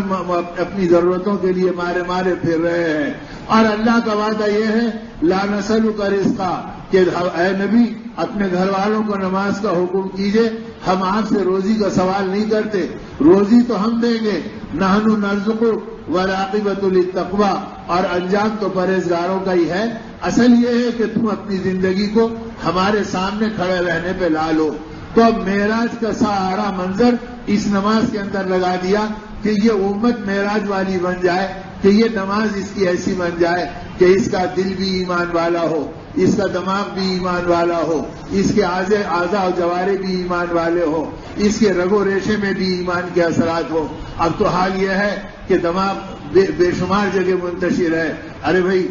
بے شک اللہ سے ہوتا اور اللہ پہ ہمارا ایمان ہے، لیکن یہ نہیں کرے تو زمانے میں کیسا، اور وہ نہیں کرے تو زمانے میں کیسا، اور شادی ایسے نہیں کرے تو کیسا، اور کھانا ایسا نہیں کھائے تو کیسا، اور کپڑے ایسے نہیں پہنے تو کیسا۔ اب یہ ہزاروں وسوسے دماغ میں ہیں، ابھی دماغ ایمان کے کمال پر نہیں آیا، تو دماغ ایمان کے کمال پہ نہیں آیا جس دماغ میں اللہ سے بدگمانیاں بھری ہے، اب یہ سجدے میں گرے گا تو اللہ کے ہاں اس پیشانی کی کیا قیمت ہوگی؟ اس لیے اپنے سر کو ایمان والا بناؤ کہ یہ دماغ بھی ایمان والا ہو، اس کا دل ایمان والا ہو، یہ اللہ کے غیر کو نہیں چاہتا، یہ اللہ ہی کو چاہتا ہے، اللہ کے نبی ہی کو چاہتا ہے۔ ہر ادا میں اپنے نبی کی فکر کرنا، ہر چیز میں اپنے نبی کی تمناؤں کو سامنے رکھنا۔ نبی کی تمنا کیا تھی اور ہماری تمنائیں کیا ہیں؟ ہماری تمنا یہ ہے کہ چھوٹا گھر بڑا بن جائے، ہر بچے کے ہاتھ میں سواری آ جائے اور ہر ایک کے ہاتھوں میں موبائل چمک جائے اور ہر ایک کے حصے میں ان کے نام کا گھر الگ الگ بن جائے۔ ان حسرتوں میں ہم مر جا رہے ہیں اور جوانی اسی پہ لٹ رہی ہے اور بڑھاپا اسی پہ گھل رہا ہے۔ یہ تمنا ہے تو بت پرستوں کی اولاد کی بھی ہے، یہ تمنا ہے تو یہود و نصارہ کے گھرانوں کی بھی ہے۔ نبی کی تمنا یہ تھی کہ ایمان پھیل جائے، ہدایت عام ہو جائے، ہر ایمان والا متقی و پرہیزگار بن جائے اور ہر اللہ کا بندہ اللہ کا محبوب بن جائے اور ہر ایک اللہ کو راضی کرنے میں لگ جائے۔ یہ تمنا تھی اللہ کے نبی کی۔ وہ تمنا باپ کی بیٹے کے بارے میں نہیں ہے، وہ تمنا شوہر کی بیوی کے بارے میں نہیں ہے۔ نتیجے میں یہ نماز بھی ہے لیکن دل کی تمنائیں بدلی ہوئی ہے، تو نہ دل میں اسلام کی صداقت ہے، نہ دماغ میں ایمان کی حقانیت ہے۔ اب یہ جسم اللہ کے سامنے کھڑا ہے تو اسی رگ و ریشے میں ایمان کے اثرات ہوں، رگ و ریشے میں اللہ کے رسول صلی اللہ علیہ وسلم کی باتوں کے اوپر اطمینان ہو کہ بے شک اللہ کے نبی جو فرما رہے ہیں وہ ہو کر رہے گا اور وہ اس راستے کے اوپر ان کی مدد آ کر رہے گی۔ اگر اس جذبے کے ساتھ یہ زندگی چلے گی تو پھر یہ نماز بنے گی، پھر اس نماز کے ذریعے سے اللہ سے مانگنے کے اثرات آئیں گے، پھر اللہ کے سے مانگنے کے اثرات آئیں گے۔ وَمَن يَتَّقِ اللَّهَ يَجْعَل لَّهُ مَخْرَجًا وَيَرْزُقْهُ مِنْ حَيْثُ لَا يَحْتَسِبُ۔ اللہ فرماتے ہیں جو ہمارا تقوی اختیار کرے گا اور ہم سے ڈر کر زندگی گزارے گا، ہم اسے وہاں سے روزی دیں گے جہاں سے اسے گمان بھی نہیں ہوگا، وہاں سے اس کے حصے میں روزی آئے گی اور اللہ غیب سے اس کی مدد کریں گے۔ اب حلال کو ہم سمجھتے ہی نہیں اور حرام سے بچنے کا راستہ جانتے ہی نہیں، ارے بھائی زمانہ ایسا ہے لہذا اب کیا حلال و حرام، جو ملے کھا لو، جیسے چاہے زندگی گزار لو، جسے چاہے دیکھ لو، جہاں چاہے اپنی نگاہوں کو ٹکرا دو۔ اب کوئی حلال و حرام کا تصور زندگی کے اندر آج ایمان والے کے نہیں۔ پھر نماز کے وقت نماز بھی پڑھ لو، روزے کے وقت روزہ بھی رکھ لو، حج کا اور عمرے کا موقع ملا تو عمرہ بھی حج بھی کر لو، لیکن اپنی زندگی کے اندر صحابہ کرام وہ تھے جو ایک ایک قدم پر اللہ رب العزت کی نسبت پر اپنے حلال و حرام کو پہچان کے چل رہے تھے اور اپنی زندگی کے اندر ان برکتوں کو جان کر چل رہے تھے، تو حلال کی برکتیں ان کو آ رہی تھی۔ علماء نے ایک واقعہ لکھا کہ ایک بادشاہ تھا جو عرب کے کسی علاقے کے اندر اپنی حکومت چلاتا تھا۔ اس کا ایک دوست تھا جو گویا حجاز مقدس میں، جس کو ہم سعودی عرب کہتے ہیں، اس میں رہتا تھا۔ وہ ملنے کے لیے سمندر پار آیا اور اس کے پاس پہنچا۔ بادشاہ نے اپنے دوست کی گویا میزبانی کی، اس کو مہمان بنایا، یہ چند دن ٹھہرا، اپنے پاس وقت گزارا، اور جب بادشاہ کے پاس سے جانے لگا کہ وقت کافی ہو گیا، اب بیوی بچے یاد آ رہے اور گھر کے تقاضے ہیں، میں جاتا ہوں، تو بادشاہ نے رخصت کیا۔ تو رخصت کرتے وقت بادشاہ نے سنتروں کی ایک تھیلی دے دی اور کہا ہماری طرف سے یہ تحفہ ہے، رکھ لینا۔ اب اسے بڑی دل پہ گرانی ہوئی کہ بادشاہ کے پاس میں آیا اور اتنی دور سے آیا اور سمندروں کا سفر کر کے پہنچا اور اس نے چند سنترے مجھے دے دیے، لیکن اب بادشاہ سے کچھ بول بھی نہیں سکتا تھا، چپ چاپ وہ تھیلی لے کے رکھ لیا۔ کشتی آئی، اپنے گویا کشتی میں بیٹھ کے آگے بڑھ گیا۔ اب وہ آگے لنگر انداز ہوئی، ایک جگہ دو جگہ، اب ایک جگہ جب لنگر انداز ہوئی تو پتا چلا کہ اس ملک کے بادشاہ کی فوج یہاں کشتیوں کے پاس آئی ہوئی ہے اور وہ کشتی میں کچھ ٹٹول رہی ہے۔ اب لوگ آ کر کہنے لگے کہ بھائی دیکھو ہمارے ولی عہد بیمار پڑا ہے اور بادشاہ کا بیٹا شہزادہ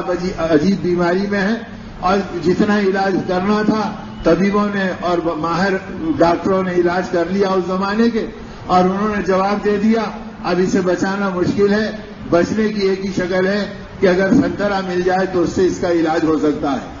اور ہمارے ملک میں سنترا ہوتا نہیں، ہم آنے والی کشتیوں میں ٹٹول رہے تو کسی میں ہم کو سنترا ملا نہیں۔ اس نے جب یہ سنا تو کہا کہ ہاں میرے پاس ہے، تو اس نے سنترے کی تھیلی دے دی۔ اب وہ سنترے کی تھیلی لے کے دوڑے، وہ اللہ کی کرنی ہے کہ اس سے ان طبیبوں نے علاج کیا، اللہ نے اس علاج کو اس کی حیات بنا دی اور اس کی بیماریاں دور ہو گئی۔ جب وہ سنبھل گیا دن دو دن کے اندر تو بادشاہ کو بڑی خوشی ہوئی،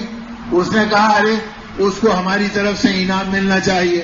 وہ فوج نے کہا کہ ابھی لنگر انداز ہے، وہ پانی کا جہاز، وہ کشتی ابھی ٹھہری ہوئی ہے، کہا کہ کہاں ہے وہ تھیلی جس میں اس کے سنترے تھے؟ وہ تھیلی کو منگایا اور اسے پورے ہیرے اور جواہرات سے بھر دیا اور کہا کہ یہ لے جا کے ہماری طرف سے دے دو۔ اب وہ اس کو دے دیا گیا۔ اب وہ دیکھ کے اس کی حیرت ہوئی، یا اللہ ملنے کی جگہ تو کچھ نظر نہیں آیا اور یہاں سے اتنا ملا کہ میری عقل کام بھی نہیں کرتی۔ اب یہ چلا گیا، اب بہرحال اپنی زندگی عیش و عشرت میں گزاری۔ کچھ عرصے کے بعد پھر یہ بادشاہ کی محبت میں نکلا، پھر وہاں پر آیا ملنے کے لیے، پھر بادشاہ نے اپنے پاس ٹھہرایا، ادھر ادھر کی باتیں ہوئی۔ ان باتوں میں بادشاہ نے پوچھا اچھا بتاؤ ہمارے سنتروں کا کیا ہوا؟ تو اس نے کہا کہ بھئی سنتروں سے تو میں حیران تھا، لیکن اللہ نے کرم کیا اور آگے ایسا واقعہ پیش آیا اور اس کے بدلے میں ہیرے جواہرات سے بھری تھیلی مل گئی۔ تو بادشاہ نے کہا ارے تم نے بہت سستا سودا کیا ہمارے سنتروں کا۔ یہ اور حیرت میں پڑ گیا کہ اتنے جو میرے تصور میں بھی نہیں تھے، ملکوں کو خریدنے کی دولت مجھے مل گئی، اور بادشاہ کہہ رہا کہ سستے میں سودا کیا۔ میں نے کہا سستے میں کیسا ہوا؟ تو بادشاہ چپ ہو گیا، اس نے کہا ہم تمہیں آگے بتائیں گے۔ دن گزر گیا، رات آئی تو بادشاہ نے کہا چلو ہمارے ساتھ چلو۔ اب وہ اٹھا اور اپنے کپڑے اتارے اور وہ پرانے پھٹے کپڑے جس کے اوپر داغ دھبے لگے ہوئے تھے وہ پہن لیے اور اس کو ساتھ لیا، اپنا بھیس بدلا اور نکل کر ایک لوہار کے پاس پہنچا اور جا کے کہا کہ وہ سیٹ صاحب مزدور آ گیا مزدوری کرنے کے لیے۔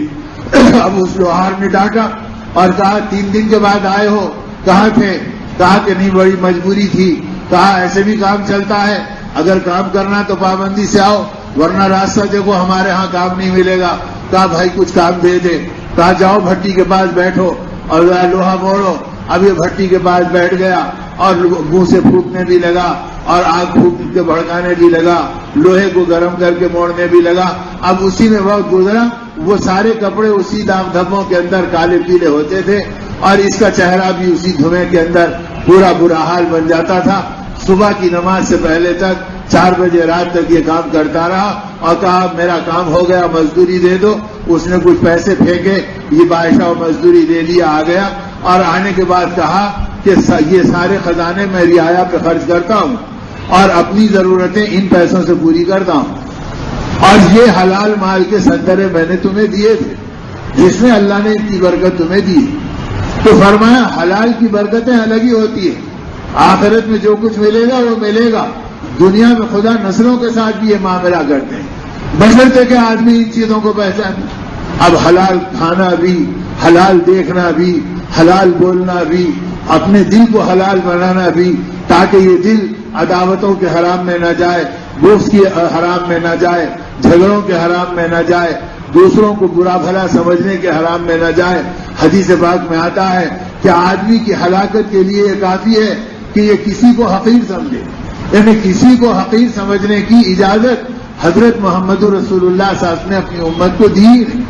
کیا پتا کہ آج جسے تم گناہ گار سمجھ رہے ہیں وہ توبہ کر کے ولی کامل بن جائے اور تمہارا تکبر تم کو ہلاک کر دے اور تو اللہ کے ہاں تمہارے اعمال کی کوئی قیمت باقی نہ رہے۔ اس لیے کسی کو حقیر مت سمجھو اور بلکہ اپنے آپ کو حقیر سمجھو۔ تو اب آدمی جب اپنے آپ کو حقیر سمجھے گا تو اس کا سینہ حلال ہوگا، اس کا قلب حلال ہوگا، پھر اس کا قلب اللہ کا عرش بنے گا، پھر اللہ کی عظمت کے آنے کی جگہ بنے گی۔ تو میرے بھائیوں پھر اس کی نماز معراج بنے گی، پھر اس کی نماز کے ذریعے سے اس کو عروج ملے گا۔ تو یہ زندگی ایسی بنائی تھی کہ اس کے نتیجے میں ایسی نماز کی معراج اللہ کے محبوب بندوں کی بنی اور بنتے رہتی ہے کہ جن کے واقعات سے آدمی کی عقل حیران ہو جائے۔ ابھی قریب کے زمانے میں ایک بزرگ گزرے، اب جب وہ آتے تھے تو لوگ ان کو امامت کے لیے بڑھا دیتے، اب وہ پیچھے گویا مؤذن کی اقامت ختم ہو جاتی، 2-4 لمحوں کے بعد ان کی رکعت باندھی جاتی اور تکبیر تحریمہ کی آواز آتی، اللہ اکبر، اور یہ نماز پڑھتے۔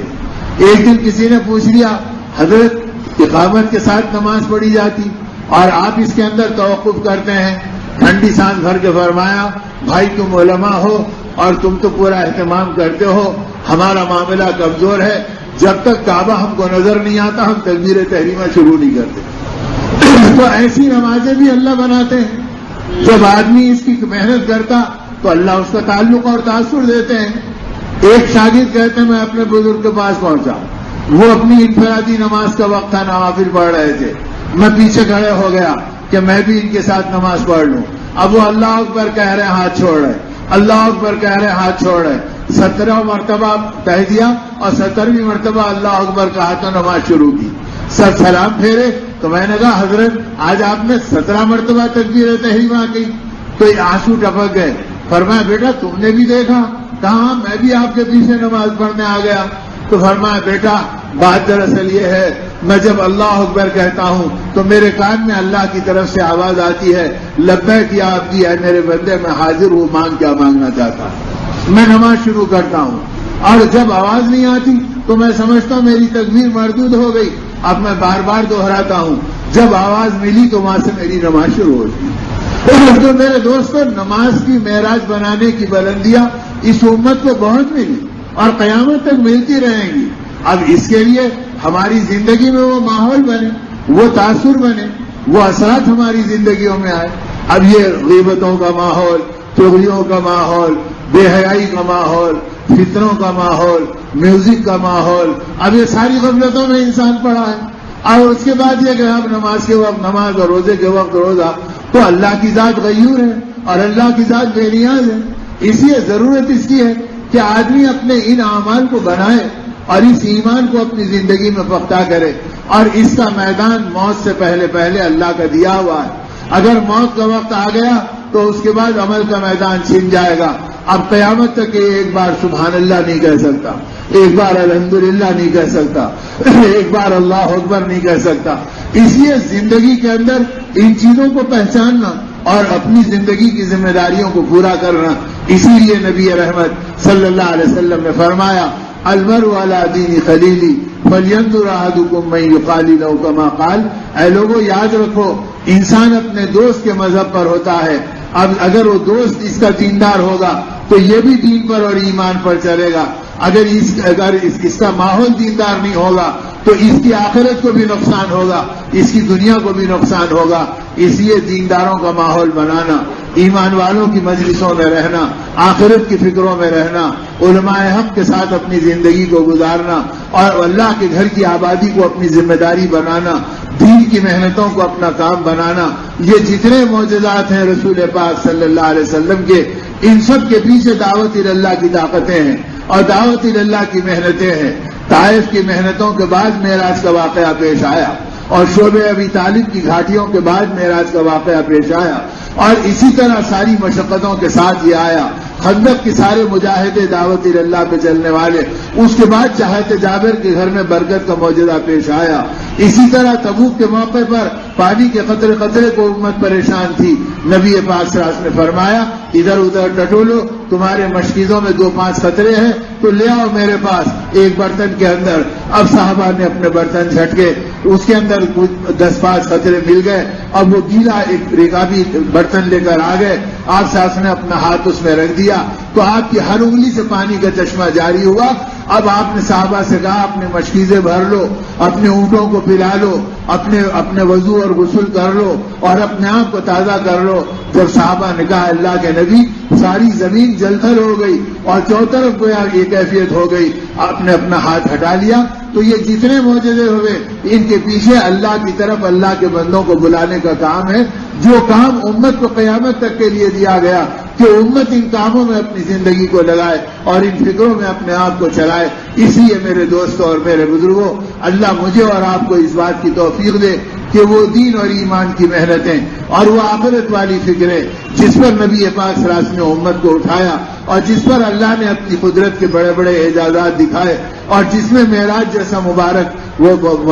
معجزہ اللہ کے نبی صلی اللہ علیہ وسلم کے ذریعے سے اس امت کو قیامت تک ایمان کی تازگی کا سبب بنے گا اور اس کو اپنی زندگی میں اس راستے کے انوار لینے کے لیے اعمال دیے گئے، ایمان کی طاقت دی گئی، دعوت اللہ کی محنت دی گئی، اللہ کے راستے کی فکریں دی گئی۔ اس چیزوں میں اللہ کے نبی صلی اللہ علیہ وسلم نے اپنے آپ کو چلایا اور آپ کی تمنا یہ تھی کہ میری امت ان محنتوں میں لگی رہے اور اس راستے کی برکتوں کو پاتی رہے تاکہ قیامت کے دن میں اس پہ فخر کروں گا۔ آپ نے فرمایا اے لوگوں، قیامت کے دن تمہارے نبی کو بڑے بڑے اعزازات دیے جائیں گے۔ قیامت کے دن میرے ساتھ یہ معاملہ ہوگا کہ لوائے حمد کا جھنڈا میرے ہاتھ میں ہوگا اور تمام انبیاء میرے جھنڈے کے تلے ہوں گے، لیکن یاد رکھنا ولا فخری، میں اس پہ فخر نہیں کروں گا۔ قیامت کے دن سارے انسان گونگے ہوں گے اور میں ان سب کی طرف سے اللہ کی بارگاہ میں خطیب ہوں گا، لیکن میں اس خطیب ہونے پہ اور فخر نہیں کرتا۔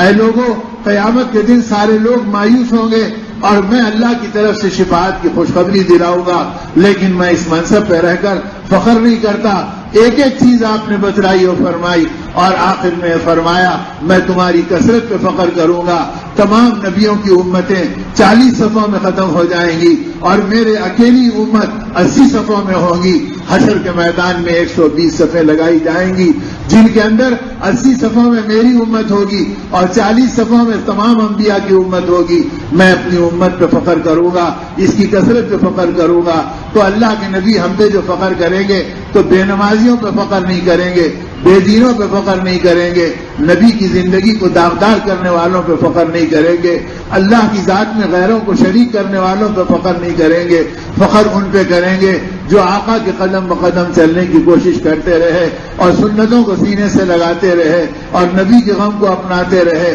اور ایمان کی فکروں کو دنیا میں پھیلاتے رہے اور خود بھی ایمان پر جم کر اپنی زندگی کو گزارتے رہے اور ان کی حیا، ان کی فکریں دنیا میں کام کرتی رہی۔ اما جان عائشہ رضی اللہ تعالیٰ فرماتی ہے نبی پاک صلی اللہ علیہ وسلم کی آنکھوں میں ایسی حیا تھی کہ سارے مدینے کی جوان لڑکیوں کی حیا نبی پاک صلی اللہ علیہ وسلم کی حیا کی ایک جھلک کے مقابلے میں بے قیمت ہو جاتی تھی، اتنی حیادار آپ کی آنکھیں تھی۔ تو ایسے حیادار نبی کے ہم امتی ہیں، ہم بے حیائی میں کہاں زندگی گزار سکتے؟ ہم غفلتوں میں کہاں رہ سکتے؟ وہ آقا قیامت کے دن ہم پہ فخر کریں گے. اسی لیے اماں جان نے فرمایا اے اللہ کے نبی قیامت کا دن نفسی نفسی کا ہوگا، اس دن ہم آپ سے ملنا چاہیں تو کہاں ملیں گے؟ آپ نے فرمایا عائشہ اس دن انبیاء یا ربی نفسی نفسی، اے اللہ آج ہمارا کیا بنے گا؟ اللہ کے جلال کو دیکھ کر بڑے بڑے انبیاء اولو العزم نبی اپنے گھٹنوں کے بل گر پڑیں گے اور ان کے بدن سے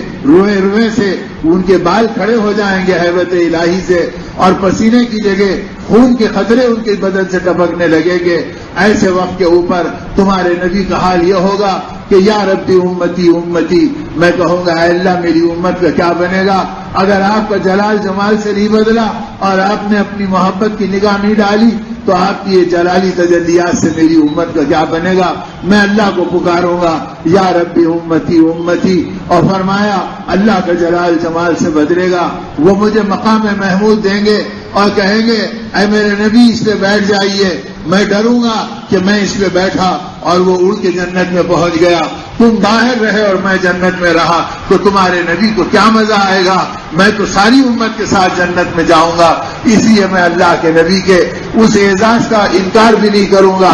اور قبول ایسے کروں گا کہ اس پہ ہاتھ رکھ دوں گا اور سجدے میں گر پڑوں گا اور ایسا سجدہ کروں گا کہ اولین اور آخرین میں کسی نے ایسی دعائیں نہیں کی ہوں گی اور کسی نے اللہ کی ایسی حمد و ثنا نہیں کی ہوگی جو حمد و ثنا اس دن میں کروں گا. نہ جبرائیل کی زبان سے ویسی حمد و ثنا نکلی ہوگی، نہ تمام انبیاء اور ابراہیم خلیل اللہ کی زبان سے نکلی ہوگی. جو تعریف اللہ کی میں کروں گا اور اللہ پاک کی رحمت جھوم اٹھے گی اور ان کی رحمت برس پڑے گی اور اللہ کہیں گے یا محمد ارفع راسک، اے میرے نبی سر اٹھائیے اور مانگیے کیا مانگنا چاہتے ہیں. میں کہوں گا مولا ابھی میری امت کا مسئلہ حل نہیں ہوا، میں کیسے سر اٹھاؤں؟ میں اللہ کی بارگاہ میں بے چین رہوں گا جب تک کہ میرے آخری امتی کا فیصلہ نہیں ہوگا. میں اللہ کی بارگاہ میں تڑپتا رہوں گا. ایسے تڑپنے والے نبی کی لاج رکھنا اور ان کی فکروں کو اپنی فکر بنانا اور ان کے والے غم کو اپنا غم بنانا.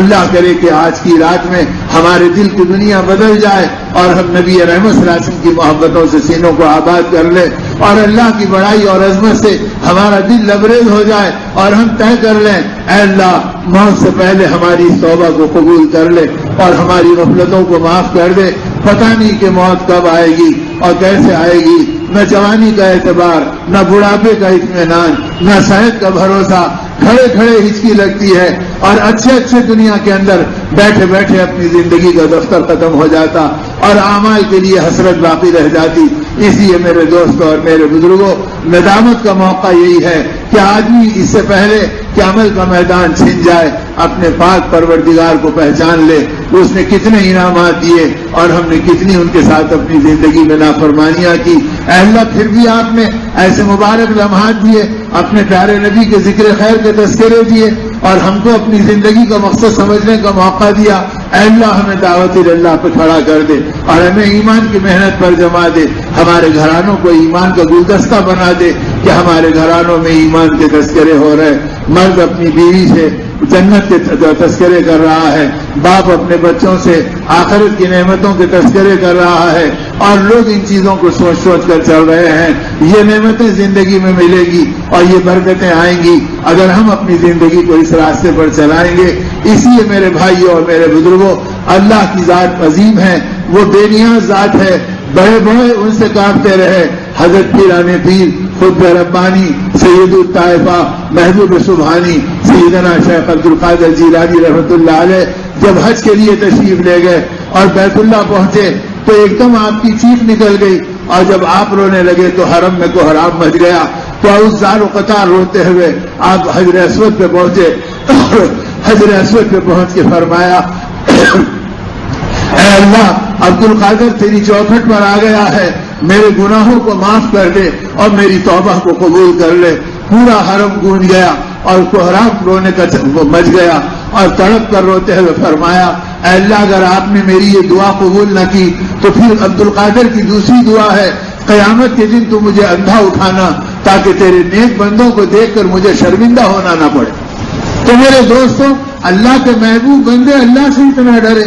اور محبوبیت کے بعد ڈرے اور نیک اعمال کے ذخیرے اور پہاڑ جمع کر کے ڈرے تو گناہوں کے بعد ہم کو اپنی زندگی میں کتنا نادم ہونا چاہیے، اور غفلتوں کے بعد ہم کو اپنے رب کو صلاح کے لیے کتنا منوانا چاہیے۔ اللہ ہماری توبہ کو قبول کرے، ہمیں پاکیزہ زندگی دے۔ اب یہ مبارک رات کی کیا آئی اور یہ مبارک لمحات کیا ہے۔ اللہ کے نبی صلی اللہ علیہ وسلم نے رجب کا چاند دیکھا تو دعا شروع کر دی، اللہم بارک لنا فی رجب و شعبان وبلغنا رمضان۔ اے اللہ رجب اور شعبان میں برکت دے اور رمضان میں ہمیں پہنچا دے۔ گویا رمضان کی یہ چوکھٹ ہے، دیکھتے دیکھتے برات کی شب آئے گی اور دیکھتے دیکھتے رمضان کا مبارک لمحہ شروع ہو گئے۔ خوش نصیب ہیں جن کی زندگی میں برکت مل جائے اور جو ایک بار پھر اس رحمت میں اور مغفرت میں اپنے آپ کو ڈبو دیں اور اپنے گناہوں کو دھلا لیں اور پھر اللہ کی منشا کی زندگی کی باقی تربیت کو پا جائے۔ اس لیے میرے بھائیوں اور میرے بزرگوں،